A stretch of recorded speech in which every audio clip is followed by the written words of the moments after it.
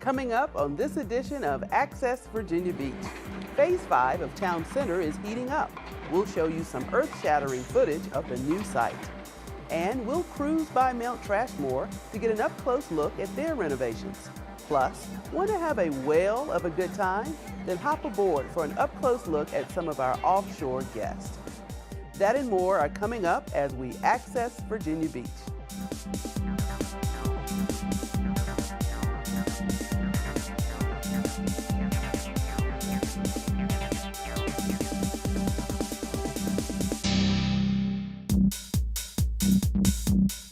Hello and welcome to VBTV's Access Virginia Beach, a program that informs you of news and events from around our city and schools. I'm Veronica Coleman. Thanks for joining us.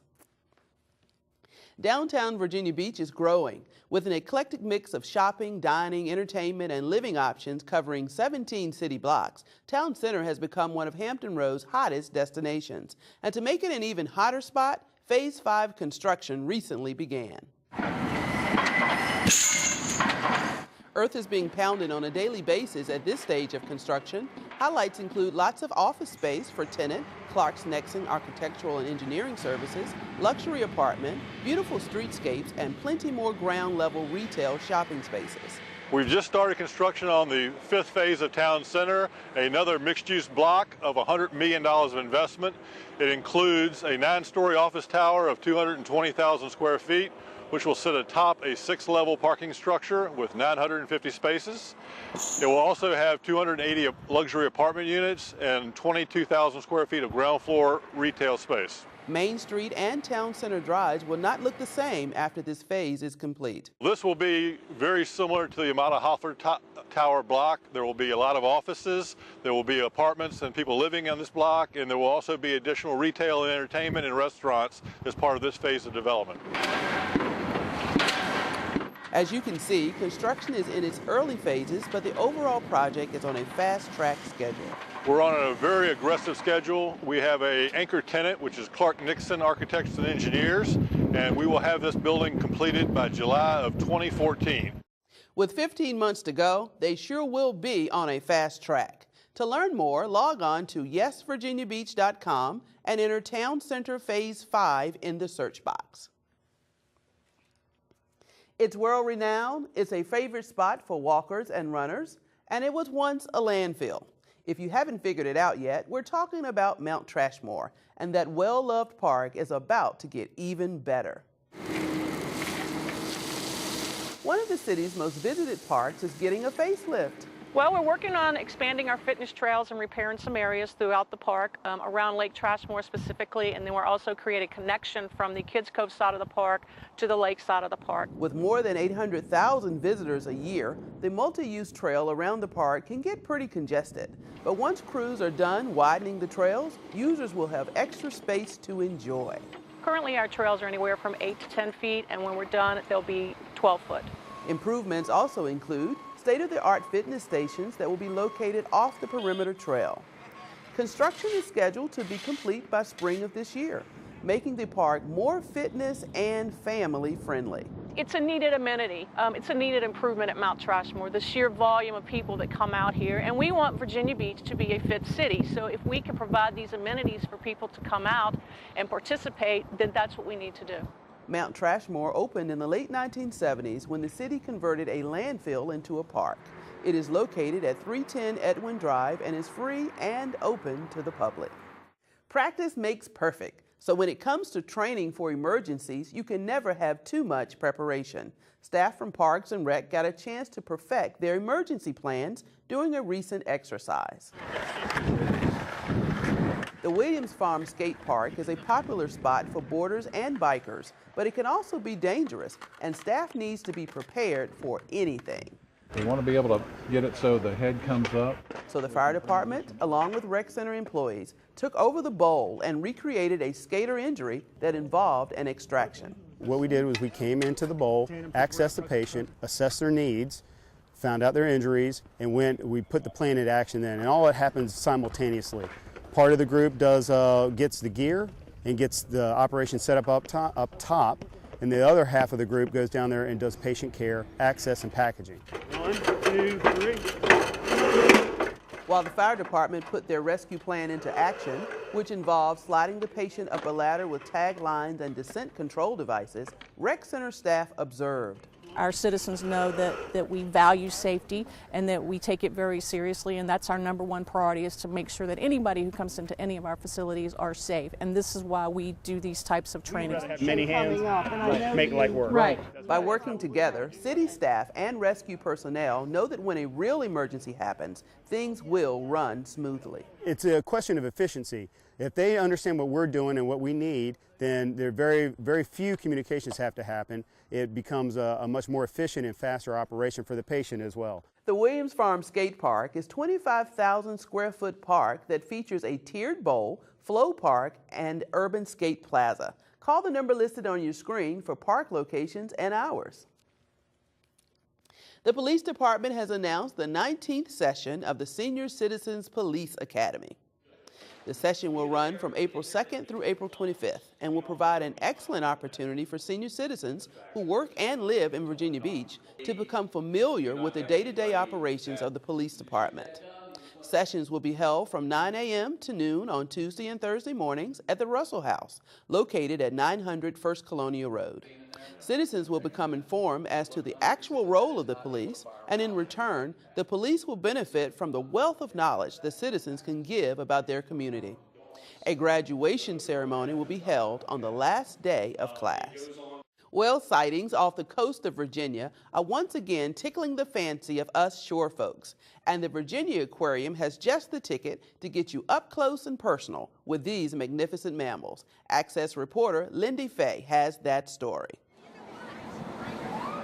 Locals and guests alike were walking the planks at Rudy Inlet to get in on one of the whale watching cruises. When you go out, it's a 2-hour boat ride. You'll go with a Virginia Aquarium educator, a couple of volunteers, and you're expect to see lots of different whales. We've had great sightings, lots of different things going on. You have bird sightings, humpback whales, maybe a fin whale, and you could even see a harbor seal out there. Whales were the preferred sight of this seafaring crew. Our biggest amount of whales we have seen are the humpback whales. We have seen a few fin whales as well as a couple harbor seals, but the majority of the whales that we've seen have been our humpbacks. Some trips have seen as many as up to 20 humpbacks in one trip. There's been a lot of breaching where they jump completely out of the water, some instances of lunge feeding where they'll come right up to the surface to take a big mouthful of fish, lots of tail slapping. They've really been active out there. They're starting to return. Whale educators who accompany every trip display artifacts and present information about the massive mammals just off board. Anything that we see, the educator will tell you about. We have a box of really fun artifacts on board, such as baleen plates that the volunteers will be happy to show you. There's also a full snack bar for refreshments and a full staff of mates that will help you as well. The Wexler brothers needed no help on this spring-like day. They let their eyes do all the work. It was just really fun looking and watching all the whales. I had a lot of fun. There was a bunch of whales. We saw a bunch of whales breaching like right out of the inlet. There were a lot of whales. Breaching was the big highlight of the day if you got a chance to see it. Blowing spouts from whales floating just yards away also dazzled the crowd. I had a lot of fun, and I think the most fun that I've had was seeing the whales breach. The trip today was fantastic. It was exciting going out in the boat. We saw a lot of whales. We had 2 breach right in front of us. We had a lot of, blowing. We had a lot of blowing. It was great. It was a fun trip. Warmer temperatures this winter have kept the whales in local waters due to an abundance of food. Trips typically run on Thursdays and Fridays at 2 p.m. and on Saturdays and Sundays at 9 a.m., noon, and 3 p.m. Reservations are recommended and can be made by calling 385-FISH. You can also visit the aquarium's website to find out more fun and exciting adventures. Coming up next on Access Virginia Beach. Is it time to sign up your little one for the first day of classes? We'll tell you about an upcoming kindergarten open house and registration. Plus, military families recently held a parent workshop hosted by a renowned author. We'll tell you what he talked to them about after these messages.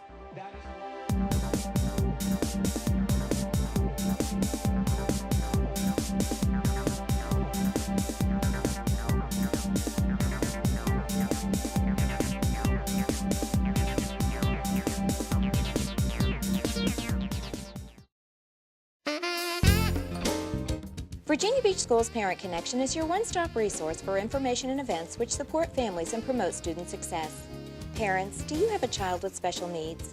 Have you been looking for a support program for their brothers and sisters between the ages of 6 and 10? Register your son or daughter to attend SIB Shops for Siblings on March 16th from 10 till noon at CHKD in Norfolk.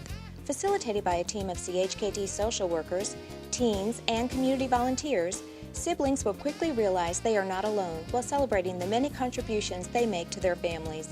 Call 668-7273 to register.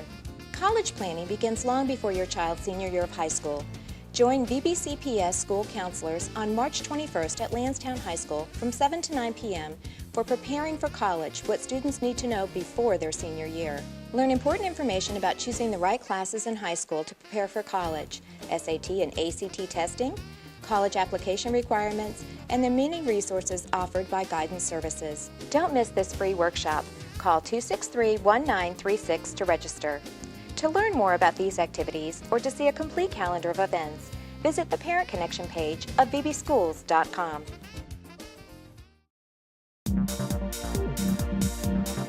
Welcome back to Access Virginia Beach. I'm Veronica Coleman. Beach schools have long held a reputation for providing unique opportunities for students identified as intellectually gifted. One of the reasons that the Gifted program is so successful is that there is a resource teacher in every school. And that includes high schools, where a resource cluster approach is making a difference across the board. So this is a content investigation. This Ocean Lakes High School classroom may look like any other, but this is actually an example of clustering, a concept that has been used in elementary and middle schools for well over a decade, but considered new at this level. The cluster concept is where we take identified gifted students and we kind of group them together with certain teachers. The thought is that the students become a learning community, and teachers will push and challenge them in the classroom. It's also a continuation of what exists at the elementary and middle school levels. The clustering component of that is really about two things. One is providing time for gifted students with their intellectual peers. There's a direct link to student achievement in all of that, and then giving gifted resource teachers an organizational structure that allows them to support those gifted students on a regular basis. The more we can group students together in a homogeneous fashion among gifted learners, the higher the achievement, and our research results from our evaluation demonstrate that. A second reason for clustering is purely administrative.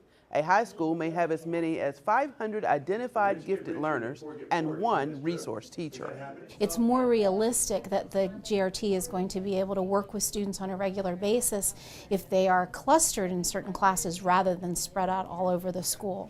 At Ocean Lakes, the cluster model is 9th and 10th grade identified gifted students clustered in their core curriculum classes. So in 9th grade, identified gifted students will work with a cluster teacher in world history, in English 9 honors, in Algebra 2 Trig, if they're enrolled in that class, and in biology. In 10th grade, they'll work with the English 10 honors and chemistry teachers. A great way to measure growth is with a 9th grader, to watch them as they go through their high school career, and to be able to meet them when they're brand new and watching them carve a niche out for themselves and literally grow, but also to academically grow. It's a wonderful thing to be able to witness. Let's stop. What's the big idea here? Why are we learning what we're learning? Gifted resource teachers and other instructors practice differentiation, where they recognize students and their interests, how they process information, and then take the curriculum and modify the lessons to meet their needs. The great thing about teachers is part of our evaluation, and we're always trying to think about how do we differentiate instruction. And when we cluster teachers, they have yet another resource person they can go to help them differentiate instruction. I hear from parents that they want their kids to be in tighter, homogeneous groups so that they're challenged by their peers to think more critically and more analytically. Everyone kind of helps out each other, and so if we have any questions or anything, people are really jumping on you to help you out. But there's a lot of work, and it's a lot more complicated than normal classes would be. Whether the student is identified as intellectually gifted or an identified individual of the performing arts, Parents should know that the model of the high school level is centered on the child. At the end of the day, what we're hoping for all gifted students in Virginia Beach is that by the time they leave us as seniors, they've maximized their potential, because the program is really about individual success and maximizing the potential that the child has. The cluster of gifted students is in the same class with others. Teachers are using gifted strategies and tools to push all. Some schools are clustering at grades 11 and 12 as well. If you have a child who will be 5 years old on or before September 30th, 2013, get ready to mark your calendars. It's the first step in the start of a lifetime of learning. So plan to attend the Virginia Beach Schools Kindergarten Open House and Registration Tuesday, April 23rd. It all starts at 9, and registration will be conducted at all beach elementaries except for Newtown, Betty F. Williams, and Old Donation Center. Parents are encouraged to bring their future scholar to participate in a variety of activities planned at each school. Information regarding student health insurance will also be available. Please bring the following to registration: 2 proofs of residence or home address that can be mortgage statement, lease agreement, and current utility bills, your child's certified birth certificate and social security number, a physical examination report, current immunization report, and 2 emergency contact phone numbers. Get a head start by filling out registration forms online and discover your child's school assignment by visiting vbschools.com. Joint Expeditionary-based Little Creek Fort Story, in partnership with Beach Schools, hosted a free parent workshop with Dr. Kenneth Ginsburg, a renowned pediatrician and author. I am not someone who was raised in the military. I'm someone who was asked about 6 or 7 years ago to begin being able to support military families. The workshop focused on the 7 crucial C's for building resilience: competence, confidence, connection, character, contribution, coping, and control. The biggest message was about how to raise authentically successful kids, which means that we're not thinking just about what they look like when they're 6 years old, when they're 9 years old, that we're thinking about the 35-year-old and the 50-year-old. And then it was about understanding that one of the core things that human beings need to be successful is to be able to bounce, to thrive. Even when life is tough, to be able to get back up. So we talked about resilience and all of the different kind of things a human being needs to be resilient. You need to be able to deal with emotions, but if you only know how to deal with emotions, then you're always going to be talking about your feelings. The event was open to all active duty parents. Dr. Ginsburg has worked extensively with the U.S. Army and the Military Child Education Coalition. And the bottom lines there is being connected with other human beings who know who you are and who care about you, and knowing how to cope. So that when life gets tough, you don't go for the easy, quick fixes, you go for something that's going to make you healthy. Parents learned effective strategies to help their children to manage stress.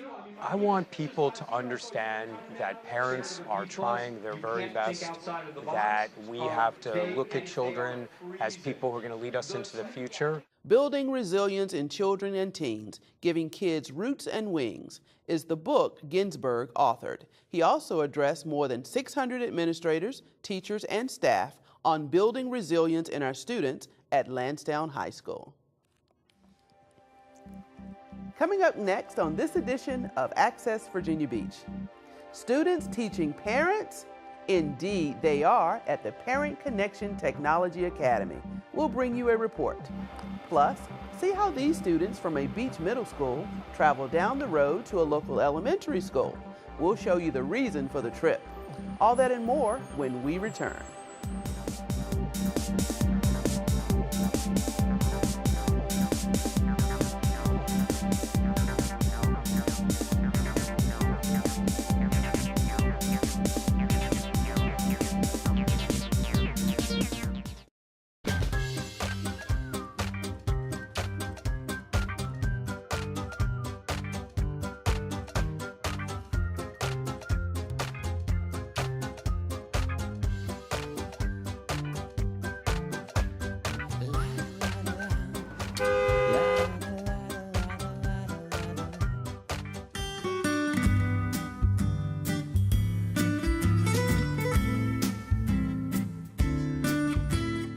Any questions? What kind of service plan does this come with? Unlimited. Can I keep my same phone number? Does it have a camera? What's the warranty? Can I put my party shuffle on this? Any questions? No. For the 10 questions everyone should know, go to ahrq.gov.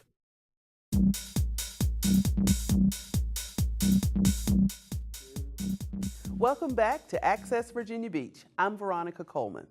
The Parent Connection Technology Academy is once again offering free hands-on classes for parents each month to help gain a better understanding of technology. Georgine Jones has more in her report.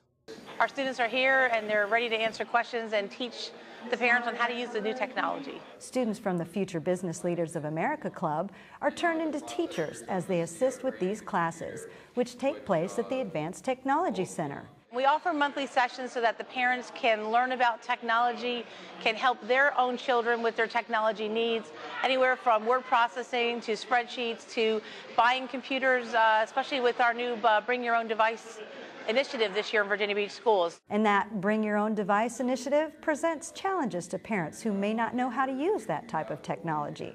That is where the students step in. They volunteer their time to come out once a month to teach the parents and work with the parents, but they also, during the month, they prepare a lesson for the parents, and they basically plan the activity from what should parents know based on their own experiences as a student. Various partners in education are also on hand for each session. Well, with Best Buy and ATC working together, we're able to, one, really show the students know the technology, but the parents might not know the technology as much. Parents might be sometimes a little behind their own children. This is a way for us to really show what the kids know, to also show the parents, to get them caught up to what's out there today. Listen up, parents. The next Technology Academy takes place on Wednesday, March 27th from 7 to 9 p.m. at the Advanced Technology Center. Spreadsheets is the name of the next lesson, and it is just in time to help you prepare for tax season. Registration is required, so call 263-1936 today. Now we segue from signing up parents to signing up middle school students. Career Day recently took place at the Advanced Technology Center for a group of middle school students. Students were invited to the ATC to learn about the wide variety of offerings they can choose from once they enter the 11th grade. Lansdowne, Kempsville, Plaza, and Corporate Landing took part in the day's activities. We're providing students from the 4 middle schools hands-on activities in STEM-related careers. And this gives students an opportunity to try out different skills and different activities and help them make some good career decisions in their future. After meeting in the theater, students broke into groups and headed into classrooms where they experienced hands-on activities in information technology, telecommunications, engineering, and marketing. We have one team of students who are here to experience what it's like to take classes at ATC. We brought 7th graders with us so that they could make choices for their electives next year, possibly taking high school credit classes so that they will be eligible to take classes at the ATC when they get to be juniors and seniors in high school. Zach Parker attends Kempsville Middle. He was impressed with what he learned. Well, some of the older students here have really taught me just all new programs and all new types of things, like how to create your own game, how to design your own little set pieces, and a lot of this it's a little overwhelming, but it's really interesting. Meanwhile, Michael Brown is enjoying his 2nd year at the ATC. He believes that the classes he has taken here will enlighten his future. He enjoyed working with these young students and is excited that they may choose to attend school here. I hope that they had a lot of fun, that they learned a little bit, and maybe they'll take a little bit more interest in this facility. Looks like there are some pretty interesting classes taking place at the ATC. For more info, log on to imagineinnovatecreate.com.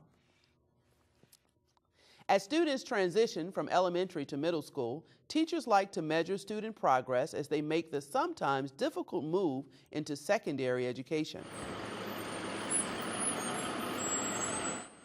In an effort to help younger students with the transition, this busload of 8th graders from Plaza Middle stopped by Trantwood Elementary to review some of their writing skills.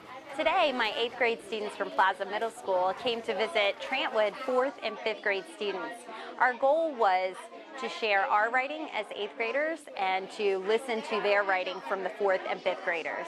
Your ideas, both on the 5th grade level and the 8th grade level, are very important to us. Just one of the reasons Plaza Middle students made the trip. One of our main focus was to bring the 8th grade Plaza students to Trantwood Elementary and meet with our 5th grade Trantwood Elementary students and share their writing with a live target audience. One of the things that we hope the students gain from this experience is the idea that their writing will be able to continue to grow and come to life as they're moving forward. These younger students took turns reading to 8th graders and learned how to improve their penmanship skills. Well, I got to share mine, and it was really fun to hear what they commented on afterwards. It taught me different things in literature and different perspectives of writing. Thing of imagery in the poem is, I stand amid the roar of a surf-tormented shore. The middle school students even got to read poetry to their young peers. We're showing them how to use the literary devices in poetry and in their writing. And we're showing them how there's different meanings to words occasionally. Expanding the writing skills of these elementary students will certainly pay off big next year when they become middle school students. 26 students from Plaza made the trip over to Trantwood. Hermitage has heart. The Hermitage Elementary School Jump Rope for Heart event was recently held, and while feet were jumping, all hearts were definitely thumping. Today is our annual Jump Rope for Heart. We've been doing these since 2006, and it's a special fun day for our kids to get a little exercise and also have special meaning. Students and staff were encouraged to wear red and participate to help raise funds for the American Heart Association. To date, online donations have been over $1,500. We did a Jeans Day in special memory of a teacher who passed this year. So the teachers could, for a $5 donation, wear jeans today with a red shirt, and we've collected over $300 just from that. And we've been selling honor hearts, so the kids can purchase a 25-cent heart, and it went up on a board in the cafeteria recognizing and why they are a heart hero. And if your heart wasn't pumping from the jumping, it certainly was after performing secondary exercises while waiting your turn to jump. We were helping people with a heart disease, and it was the funnest part today was knowing that we were helping other people and we got to jump rope. It makes me feel good about myself while we're exercising and having fun while we're also raising money to help others. Nicholas was born and had a little bit of complications after his birth. He ended up with Nicholas Storch is a student at Hermitage. He has had a heart murmur since birth. Students learned about his condition during a presentation from his mom. Today's event helps Nicholas out because I think it brings not only awareness to the kids in his school about heart disease, but it also helps Nicholas understand what's going on with his own body. I think today's event helps bring a level of support that he doesn't see at home, because we're more the worriers and worried about his health. The kids at school kind of treat him like he's a superstar. Superstars come in all shapes and sizes at Hermitage Elementary, and thanks to the annual Jump Rope for Heart event, they plan on keeping those hearts healthy. The Hero Heart event honors 4 students from Hermitage Elementary School. Funds raised will be donated to the American Heart Association in the memory of the school's late 2nd grade teacher, Mrs. Shazim Martin. And with that, we've come to the end of our show. But if you've missed something, you can view this program online. Log on to vbgov.com/media. We'll leave you now with a look at some of the winning photos from the member photography contest. City employees were asked to submit their favorite photos, and their peers voted on them. These are some of the winners. For everyone here at VBTV, I'm Veronica Coleman. Thanks for watching.